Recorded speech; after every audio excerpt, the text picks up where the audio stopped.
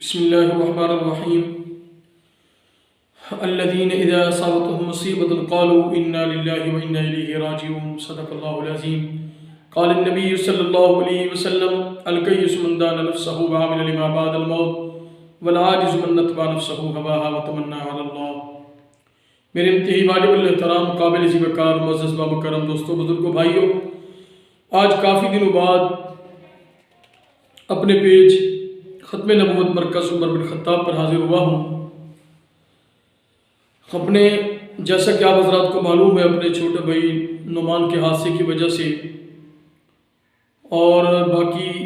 پروگرامات کی مصروفیت کی وجہ سے آپ کے سامنے لائیو حاضر نہیں ہو سکا، لیکن سوشل میڈیا کے ذریعے دیکھ رہا ہوں چند دن پہلے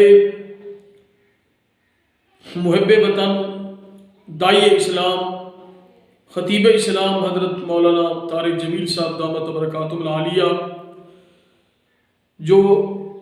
الحمدللہ ہمارے ملک پاکستان کے ہیرو ہیں اور ہر پاکستانی پاکستان کا بچہ مولانا سے محبت کرتا ہے، الحمدللہ یہ دین کی وجہ سے محبت کرتا ہے۔ اللہ تعالیٰ اس محبت کو قبول فرمائے۔ مولانا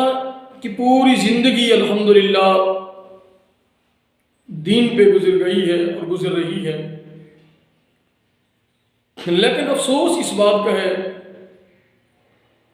مولانا کے پیارے بیٹے بھائی عاصم جمیل صاحب کی وفات ہوئی، انا للہ و انا الیہ راجعون۔ ہر آنکھ مولانا کے بیٹے کے لیے رو رہی ہے۔ یقیناً ہمیں بہت دکھ ہوا ہے مولانا کے بیٹے کی وفات کی خبر سن کر۔ ایک نوجوان بیٹا اور اپنے والدین کے سامنے اچانک اس کا دنیا سے چلے جانا، یہ ایک بہت بڑا ثانیہ ہے، لیکن نام نہاد مولوی اس پر مولانا طارق جمیل صاحب پر جملے کسنا اور مولانا کو ایذا پہنچانا اور عجیب سی باتیں کرنا، جی فلاں خواب آیا، فلاں بندہ درود پڑھ رہا ہے اور 24 گھنٹے میں یہ دیکھو اتنی سیکنڈیں ہیں، یہ ہے، وہ ہے، فلاں ہے۔ یاد رکھنا یہ وہ طبقہ کر رہا ہے جو گمراہ ٹولہ ہے۔ یہ گمراہ ٹولہ اس طرح کی باتیں کر رہا ہے مولانا کے خلاف، اور سر فہرست ان میں جن کا نام ہے وہ عطا اللہ بن علوی ہے، اور اس کے علاوہ اور بھی بہت سارے لوگ ہیں جن کے متعلق حکم ہے کہ جو دین کے متعلق دین اسلام شریعت کے معاملے میں وہ عقل کو پیش کریں گے وہ گمراہ ہو جائیں گے۔ یہ وہی ٹولہ اس معاملہ کر رہا ہے، جی دیکھو کم وقت ہے، جی ہماری عقل نہیں مانتی، کم وقت کے اندر یہ درود شریف کیسے ہو گیا، یہ ہو گیا، فلاں ہو گیا،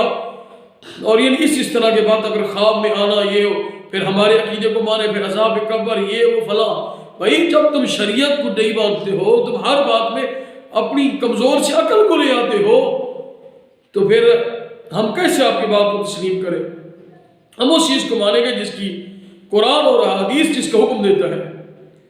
باقی خدا کے لیے میں تمام لوگوں سے کہوں گا، مولانا اس وقت صدمے میں ہے، اور مولانا کے لیے، ان کے اہل خانہ کے لیے صبر کی دعائیں کریں اللہ سے، اور مولانا کے بیٹے عاصم جمیل کے لیے اللہ رب العزت سے ان کی مغفرت کی دعائیں مانگیں۔ بجائے اس کے مولانا آپ کو پتہ ہے پہلے ہارٹ کے مریض ہے، اور اس طرح مولانا طارق جمیل صاحب اور ان کے بیٹے کے لیے اس طرح کے جملے کسنا، یہ ایک بہت بڑے عالم دین اور ہمارے ایک رہنما اور پاکستان کی ایک جانی پہچانی شخصیت کو ایذا پہنچانے والی بات ہے۔ باقی کوئی مولانا بدعت کے شکار نہیں ہوئے، کوئی مولانا کے عقائد خراب نہیں ہے، الحمدللہ مولانا داعی اسلام ہے